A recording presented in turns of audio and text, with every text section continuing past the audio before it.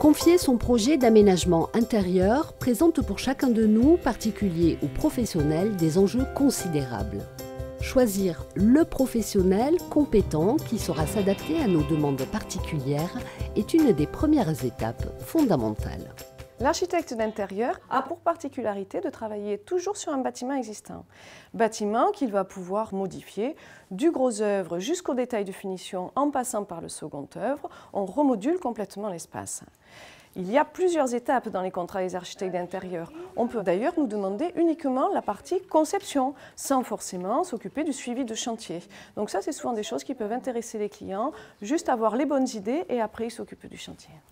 À ne pas confondre avec un décorateur, l'architecte d'intérieur est apte à gérer toutes les étapes d'un chantier et à réaliser des plans. Son diplôme Bac+5 est reconnu par l'État. L'architecte d'intérieur est couvert par une assurance professionnelle décennale. Il peut intervenir aussi bien sur du bâtiment ancien que contemporain. Alors le contemporain, chez moi, il est contemporain, mais il reste chaleureux. Je trouve que ce qui est vraiment primordial, c'est de se sentir bien dans les espaces, qu'on n'ait pas des espaces qui résonnent, que ce soit des endroits où il fait bon vivre avant tout. Au sein de mon agence, j'ai vraiment à cœur de continuer à travailler sur des bâtiments anciens et d'essayer de développer cette activité, car nous avons toute une série d'artisans d'art avec lesquels nous avons l'habitude de travailler, qui sont compétents là-dedans. Et moi, par goût, c'est quand même une activité que j'aime particulièrement. Celui-là, il est pas mal, hein, quand même. Ouais. Je sais pas ce que tu en penses, mais par rapport à ce qu'on fait, tu vois, mettre à côté du bois. Ouais. En engageant un architecte d'intérieur, on engage celui ou celle qui nous aidera à traduire en volume nos besoins, nos goûts, en tenant compte de notre budget. Un professionnel qui nous propose des choix esthétiques et fonctionnels. La qualité d'une architecture intérieure, elle vient avant tout du volume, de l'espace, de la lumière qui rentre à l'intérieur. Il faut que les proportions soient bonnes. Une fois que les proportions sont bonnes, décline de là tout un choix qui est une harmonie de lumière, de couleurs, de matériaux. Et l'architecte d'intérieur, il va de la conception du volume jusqu'à ces choix qui sont jusque dans le détail. Donc on voit ici qu'on choisit en effet des couleurs de murs, des sols PVC amusants, des carrelages, toute une harmonie pour finaliser le projet. Pour apprécier cette démarche, nous avons suivi Sophie Sabarich-Bonnet sur quelques-unes de ses réalisations. Nous quittons l'ancien hangar rénové dans lequel elle a aménagé une partie de ses locaux pour une belle propriété au cœur du Lauragais. Nous sommes ici dans un ancien château viticole du début du 19e siècle. La cliente m'a demandé d'intervenir sur la cuisine pour faire en sorte que cette cuisine devienne conviviale, facile à vivre pour une femme du XXe siècle et c'était pas évident. Donc je lui ai proposé d'aménager la grande cheminée. Au début, elle était un petit peu réticente et puis j'ai réussi à la convaincre et nous avons installé tout un plan cuisson avec le four dans l'ancienne cheminée en faisant travailler des artisans d'art de façon à imiter vraiment les anciens fours qu'on avait juste à côté. Au final, la cliente était particulièrement séduite et elle trouve que cette façon de cuisiner dans cet espace-là est finalement très fonctionnelle. Des prestations qui nécessitent souvent de faire appel à des artisans hautement qualifiés que l'agence de Sophie a fidélisés pour garantir qualité du travail, devis compétitif et sécurité dans les délais.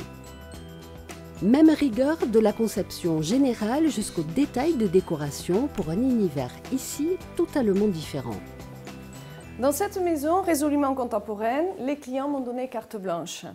J'ai travaillé la lumière, les espaces traversants avec une vie qui se fait à l'intérieur, à l'extérieur en permanence. C'est une maison dans laquelle il fait bon déambuler, on découvre différents espaces avec toujours cette volonté de faire une architecture contemporaine chaleureuse dans laquelle la couleur, le mur rouge, va être un lien entre les différents espaces. Il a fallu meubler aussi avec des matériaux, avec des objets anciens, de façon à ce que tout ça reste très chaleureux. Et ça, c'est un peu ma carte de visite. J'aime bien l'architecture contemporaine, mais facile à vivre. Ici, dans le salon salle à manger cuisine, nous retrouvons le fil conducteur de la maison, qui est le grand mur rouge. Dans une maison contemporaine, il est indispensable que les choses soient extrêmement bien rangées. Pour une ambiance minimale, il faut trouver des astuces de rangement. Et ça, c'est mon rôle. Dans cette maison, les murs cachent des rangements qui permettent d'avoir tout le bazar nécessaire à une bonne intendance. Dans un intérieur contemporain, la touche chaleureuse et vivante est amenée bien sûr par les matériaux. L'aspect phonique est très important. Vous remarquerez qu'il est nécessaire que les maisons ne résonnent pas. Les matériaux qui font résonner les maisons sont le verre, le béton. Dans les maisons contemporaines, il y en a beaucoup. Donc je tiens absolument à contrebalancer tout ça avec du tissu, du bois, des tapis, des éléments qui vont phoniquement bien améliorer les choses et bien sûr donner un côté très cosy, presque anglais. Des espaces intérieurs qui portent chacun une part de rêve tout en répondant à une démarche professionnelle rigoureuse au plus près des attentes de chaque client, c'est bien le cœur de chaque mission. Un bon architecte d'intérieur, c'est quelqu'un qui avant tout sait écouter.